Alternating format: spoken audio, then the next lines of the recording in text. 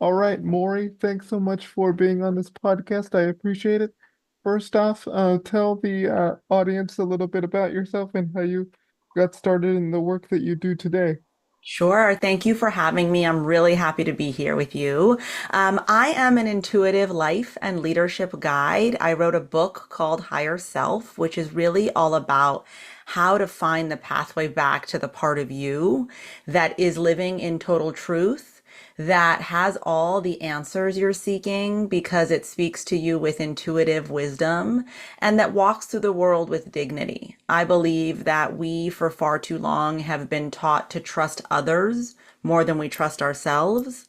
And especially if there's any part of us that doesn't look or sound like what other people, describe as the norm, we even more turn away from our inner selves and our inner truth to try to assimilate and fit. And so my work is about bringing you back fully into self-trust and into knowing that whatever is the truth of your spirit needs to emanate for all of us to benefit from it and to heal and to grow as a collective.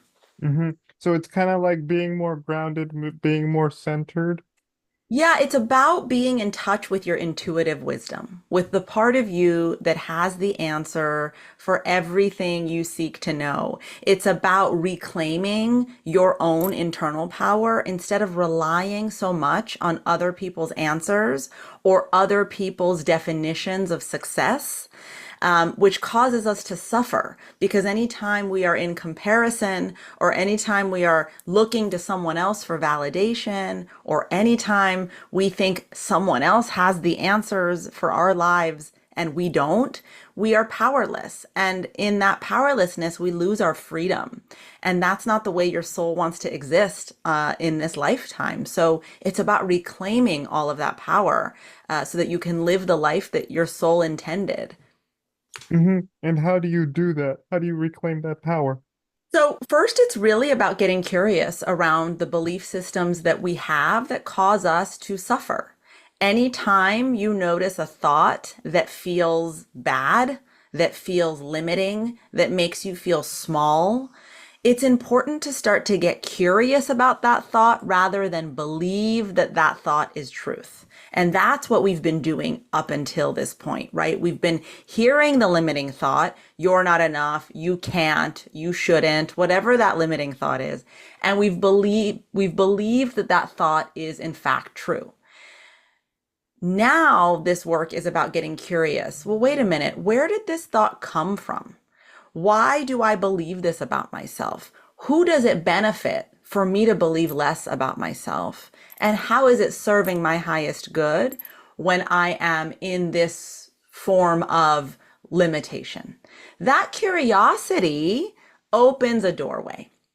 And that doorway is a separation between yourself and the fear thought. All of a sudden now, you don't identify with the limiting thought because you're starting to get curious about it. As you get curious about it, what happens is this other part of you, your higher self, this frequency that is in total truth and dignity, can begin to also inform you, can also tell you what it believes about you and what it thinks you should do. And you start to listen to that voice more because you don't identify so much with the fearful self. Mm-hmm. Because I actually remember doing this during one of my therapy sessions. My therapist gave me a worksheet to work on, and it had like a list of like, you weren't good enough, you weren't this, but then my task was to flip it around and make it Yes. positive. Beautiful. So that flipping of that thought, that is what your higher self actually believes. So I am not enough. Higher self says I am more than enough. I can't live the life of my dreams. Higher self says I was born to live the life of my dreams. I won't ever get what I want. Higher self says you absolutely can get what you want. I don't get to live in joy. Higher self says joy is my birthright. So that's a beautiful way of using this work is to just, what is the limiting thought? Now, what is the opposite of this thought? And then you get to ask yourself, how would I show up if I believed the opposite thought? What might I say yes to that I've been saying no to out of fear? Or what might I say no to that I've been saying yes to out of people pleasing? But the minute that you can reframe the thought and begin to hear your higher self's way of seeing you and the world, you can then start to get curious about, ooh, how might I show up if I believed this opposite thought? Hmm. It's really interesting that you say that so many people say yes to so many things, but not no to so many things, because I feel like we're so inclined to do a lot of things that we don't think and analyze, you know? Yeah, absolutely. And we're also inclined to please others. So the reason that we don't stop and think is because we want to do the thing we need to do to make the other person like us or see us or feel that we're valuable. And we're always running to do that thing instead of pausing to check in. Well, wait a minute. What do I want? What do I think? What do I like? We don't create pause for that part of us to speak to us because we're trying so hard to do the things we think other people want us to do so we can get love and validation from them. Hmm. And so what was the reason behind writing your book? I think I see it behind you. Yeah, it's right there. Yeah. Um, You know, this work has been so transformative for me. I always tell people I never ask you to do anything I haven't done myself.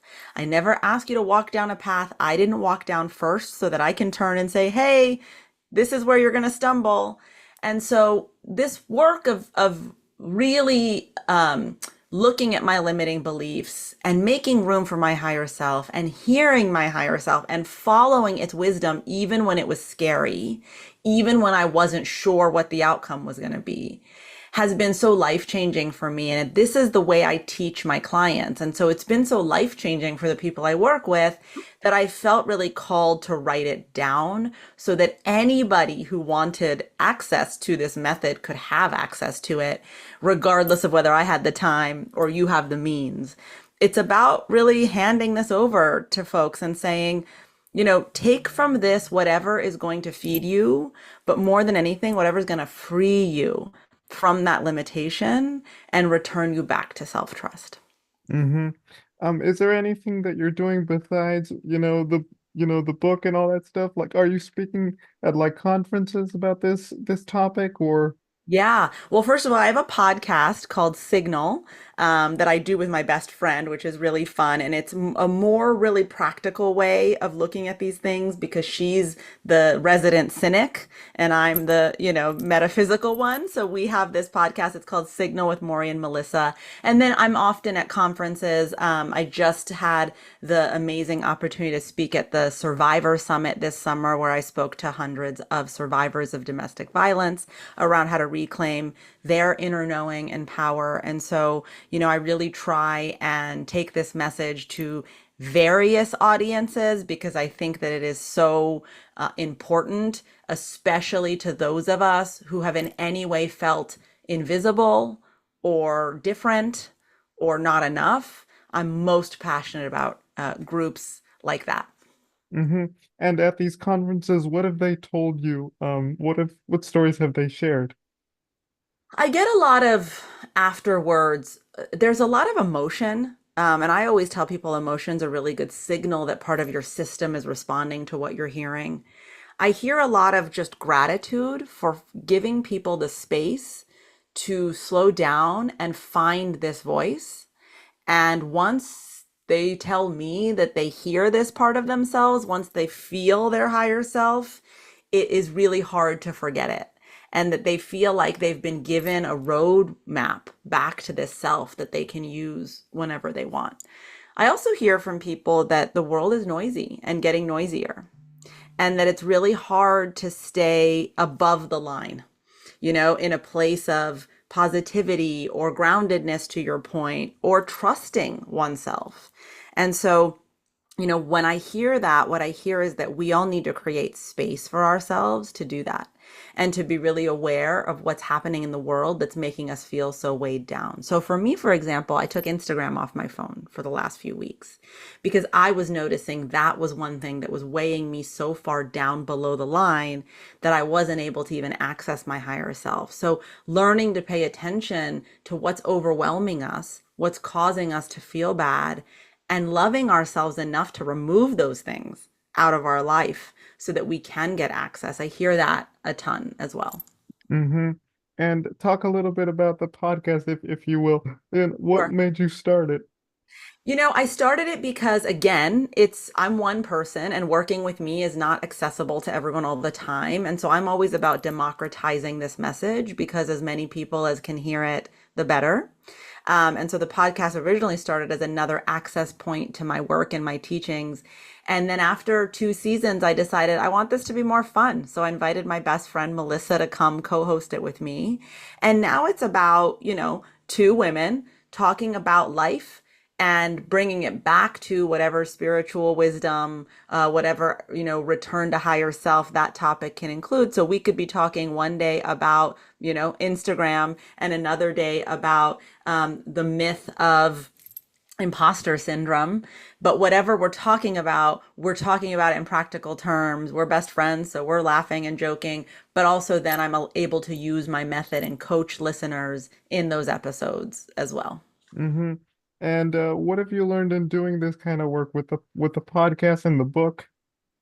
I have learned that people are hungry for permission to know that they have the wisdom to know what to do next within them, that they don't need someone else to tell them what to do, that the message is so well received because people are feeling so powerless, and that this work reminds them that they have this eternal, consistent source of knowing and that they can access it and should, and that when they do, they can live a life that feels more aligned to their truth, but also magnetizes all the things that you actually want to happen with more ease. Mm-hmm. And is there anything that's on your bucket list that you want to learn more about or are curious about? Um, that's a great question. On my bucket list is just more travel. I am feeling like I want to be out in the world and with more people who think differently than me and look differently than me and be in more dialogue and more connection and community with others. So I'm really trying for this next year to devote myself to that. I'm going to Cairo in December, for example. But traveling and being around other perspectives is a big part of my bucket list. That's fun. I also like to travel, so it's really nice. Yeah. My last question is, we've talked about finding our higher selves, but how do you go about doing that? How do you make sure to not only find your higher self, but also like love yourself and kind of be happy with who you are, I guess. Well, again, I think it's really about making sure you don't believe the negative voice inside and that you understand that whatever negative voice is saying mean things about you to yourself is from an external source because your most organic truth, which is your soul, is full of love for you. And if there's any part of you that doesn't believe that, then know that that's an invasive species. That's someone else's voice implanted into your beautiful garden. And the work is about going and lovingly and compassionately finding those weeds that say, I'm not enough, I'm not lovable, and really plucking them out to make room for the truth of your soul that says, no, we are inherently worthy, that love and joy and dignity is my birthright. And truly, if you just work on not believing the negative thought, like your therapist said, Laszlo, if you work on flipping it on its side to say, what's the opposite of this thought? And just starting to play with what would it look like if I believed this opposite, more empowering thought? You will find a pathway back to loving yourself because your soul wants that. And when your soul wants something, the entire universe conspires to give it to you. Mm-hmm. Yeah. Alrighty.